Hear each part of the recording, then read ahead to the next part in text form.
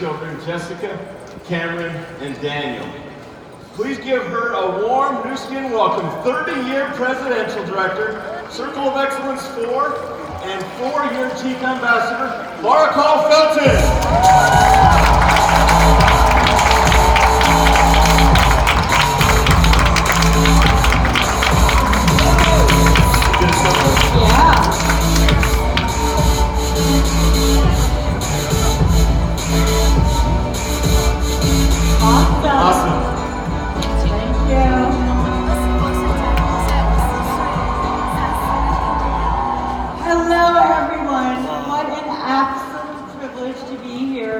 Today. This morning is all about vision.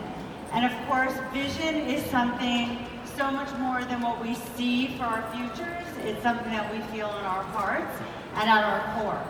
So I'd like to share with you the moment in time when I first discovered that Nu Skin was going to become part of my life vision. I'm going to take you back in time. It was March of 1988. And I was getting ready to graduate from college and doing all the things that seniors traditionally do. I was going to job fairs and taking job interviews, and quite frankly wasn't really excited about any of the job opportunities. Definitely not the starting salaries, not the rigid 9 to 5, and definitely not the idea of working for someone else's dream. And I started to feel like I was being put into a box. And so one evening, my parents, who were top leaders in Nu Skin at the time, were heading to a meeting and invited me to come along. And the truth of the matter is, I had absolutely no interest in going to a meeting, but it was in Miami, and I kind of liked the idea of going and practicing my Spanish. And so I went and just said, it's Miami, you know, everything fun happens in Miami.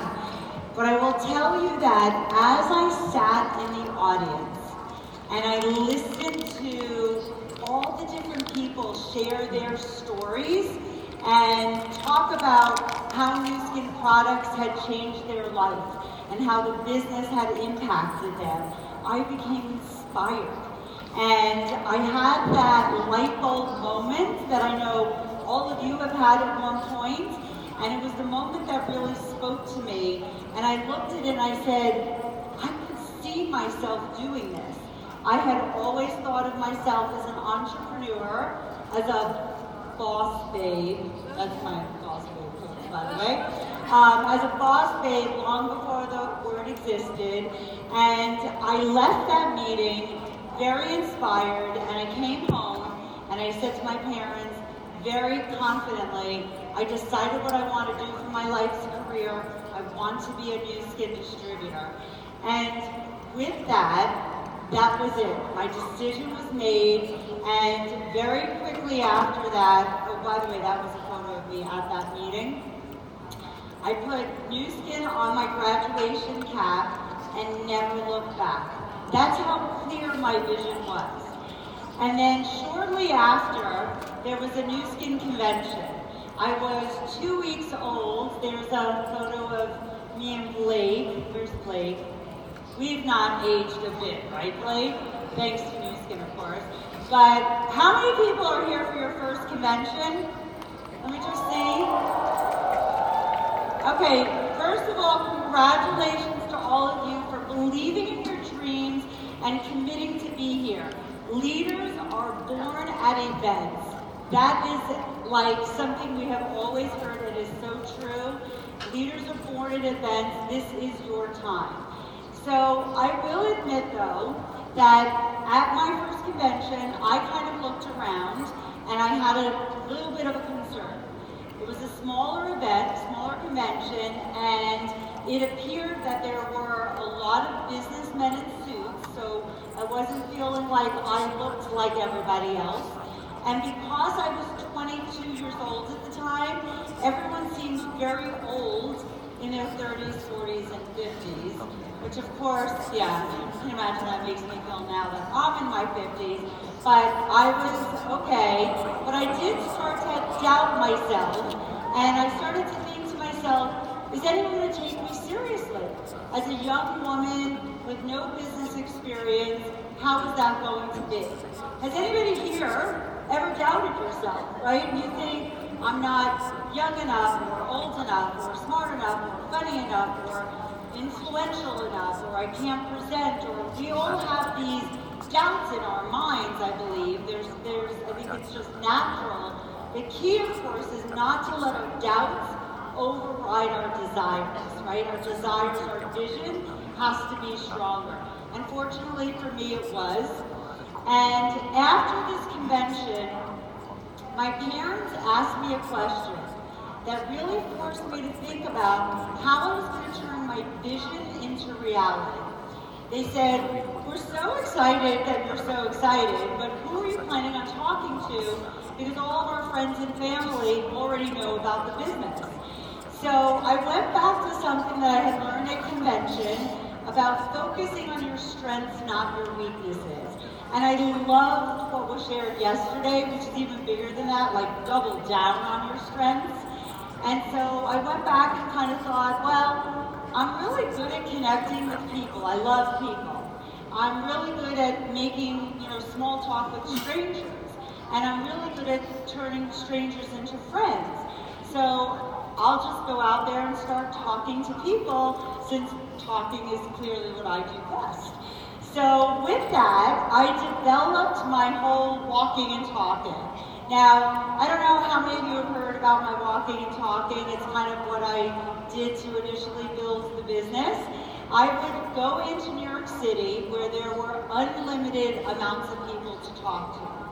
And I would kind of put on a little business suit, and I would look for people who had a bit of a vibe, mostly just a positive energy, look friendly, kind of had that, you smile, they smile back, whatever.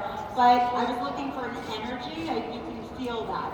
And I would walk up to strangers and say, excuse me, can I ask you a crazy question? And for those that said yes, I would say, would you consider yourself to be an open-minded business person? And again, if they said yes, I'd say, because I'm expanding a business in the area and I'm looking to connect with people, and I would love to introduce you to my amazing products and a way to supplement your income. Do you have a business card? And I wonder sometimes, like if it was that I spoke really fast. I did that normally a lot faster, but I tried to slow down in translation. But I would talk really fast, and people would feel my energy, and they would give me their business card. And then I would immediately call them the next day and follow up and kind of weed out the ones that were just curious from the ones that were really interested. But I did this with confidence and belief. And my belief, of course, came from the fact that I was passionate about our products. I believe so much in the company. And when you come to events like this, it helps you develop your belief and your confidence in yourself. And I learned very quickly that it wasn't so much what I said verbatim, because people always say, what exactly did you say? And I always say it's not so much what you say, but it's how you say it. And I would set goals for myself. And I would, every single day I would say, I'm not coming home until I spoke to 30 people, or whatever the number was. Like I always recommend to people, set a goal, how many people you're going to reach out to, how many people you're going to friend, how many phone calls you're going to make to schedule parties. However it is that you build the business, the goals are so important. And at the same time, there's a lot of rejection involved. So I was rejected a lot. In fact, I can stand up here and say, I am perhaps one of the most rejected people you have ever seen before, but that's okay, because along with all of the no's came a lot of yeses. Yes. And it's really all the numbers game. It's really just part of the business. Not one leader in this room, presidential director, is going to say, yeah, everybody said yes to me. It just doesn't happen. And I became a blue diamond at the age of 24 and a team lead, or what we call a presidential director today at 25.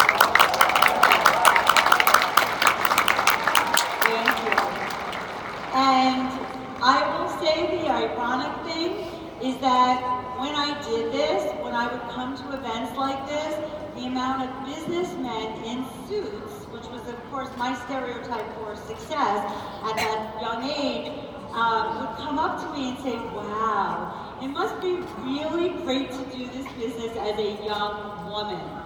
And I would laugh to myself and just think, you know what, we all do it, all of us. The grass is always greener on the other side. We always think someone else has it easier, and it's not. We all have strengths. We all have to find those strengths and truly just focus on them. So, one other major perk in my walking and talking is I met my husband while walking and talking. Wow. And let's just say, he could not give me his card fast enough. Yes, that was a major, major perk. But I will tell you, for his sake, it has not always been so easy being married to a walker and talker. It definitely has its moments. I would always do all sorts of crazy things. So when we first got married and I would book us on flights, I would always book us in 2 separate seats so I could double up on the amount of people I could meet. And whenever we would get into taxis in New York City, and this is no joke, I would walk into the taxi and whoever was getting out of the taxi, I would say, excuse me, do you believe in fate? And they would say, look at me, and I'd say, because I'd like to believe with all the taxis that I could be getting into and you could be getting out of, that there's a reason we're meeting right now, and I happen to be expanding a business in the area, and I would go, blah, and then say, you have a business card? Let's connect. Of course, today I just say, you're on social media, and let's connect there. So,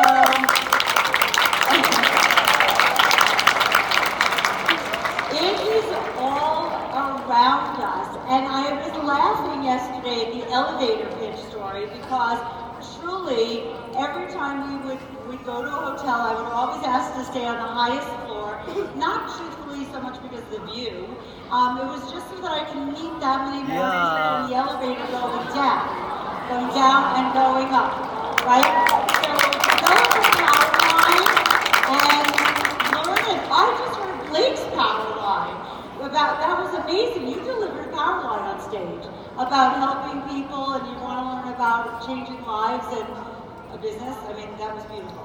We need Blake's just like one of us. So it was pretty amazing. And I will tell you, many, many, many of our evenings with my husband would begin with something like this. Honey, could we please just have a night with no prospecting tonight, no strangers, just me and you? Can anybody else relate to that? Okay, so who are my walker and talkers? Who are the people that love recruiting, prospecting, talking about our products and our business wherever you go? Love it.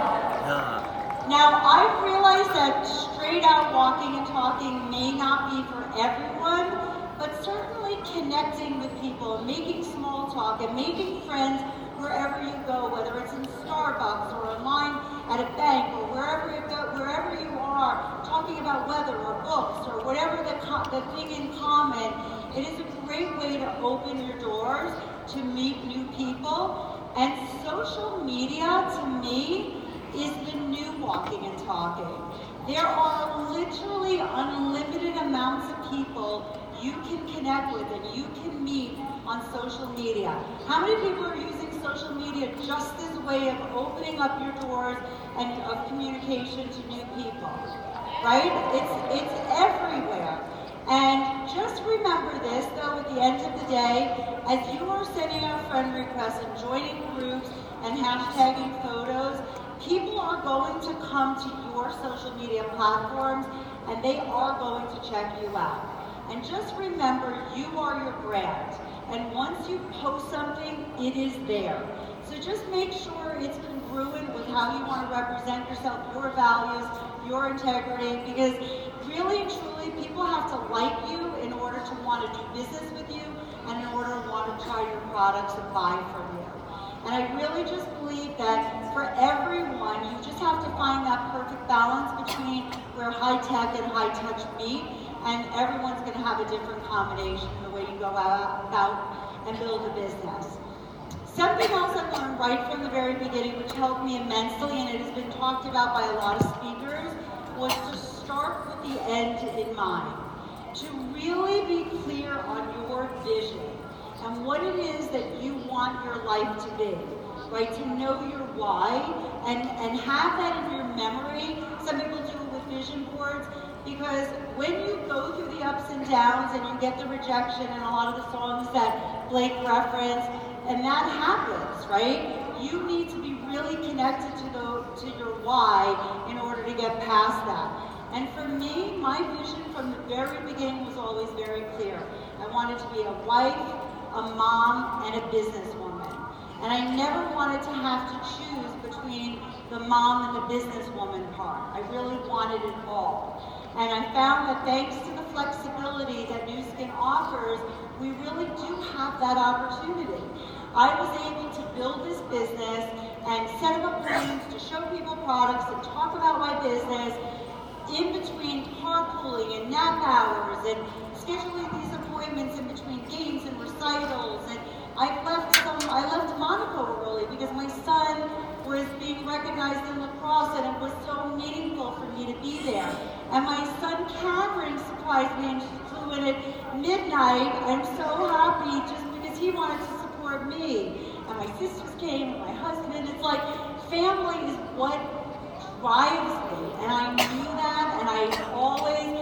How many of you is family just your reason why you're doing this, right? It's everything, and it really is. So thanks to that message. So this is hard work, guys. This is a business, just like any other business, but it's a business that you do it on your terms, and you can go as fast or as slow as you want, but the flexibility is just something that is truly a gift. So people always ask me, how do I stay so motivated, and why am I so much in the trenches in the capacity that I am now, 31 years after joining Nu Skin? And honestly, it's not that difficult. When you love what you do, when you are passionate about what you do, it draws you in. You want to do it. And I have always felt that about Nu Skin, that it's just what I want to do. And I will say that Sandy's hashtag motivated by love really speaks to me. And I actually think it says it best. And it's when great things happen when we are focused on helping others. And knowing that I am able to play even just a small part in changing someone's life, in giving them, showing them the products and the vehicle, and knowing that they, and I'm able to teach them the skills to teach others and pay it forward. And we talk a lot about legacy. Long after we're gone, the people that we have touched and helped with this business, and the people they have helped, and the teams and the customers and everything that grows, that's going to go on long after we are here. And it's so much more than just the impact on our lives and in those of our teams and our customers. Through the Force for Good and Nourish the Children initiative, we're change makers around the world. And I was able to really see this and experience it firsthand when my husband Mitchell and my daughter Jessica and I had the good fortune of going to Malawi and truly seeing the difference we are making. It is incredible, and yet there is so much more work that we can be doing. Can you imagine just like looking around in this room, if every single person decided to become, and I love the new terminology, a friend, a Nourish the Children friend, where you went to the giving machine, and more importantly, incorporated that in every time you brought someone into the business, the impact that we could have around the world. Together, we are so much greater than the sum of our parts. I am truly so incredibly proud of the Nu Skin culture that we are all a part of. From our visionary management team that I'm looking at right now, to all of our inspiring leaders, to everyone in the Nu Skin family, when like-minded, like-hearted people come together, anything is possible. Now let's keep making magic together and changing more lives around the world. Thank you.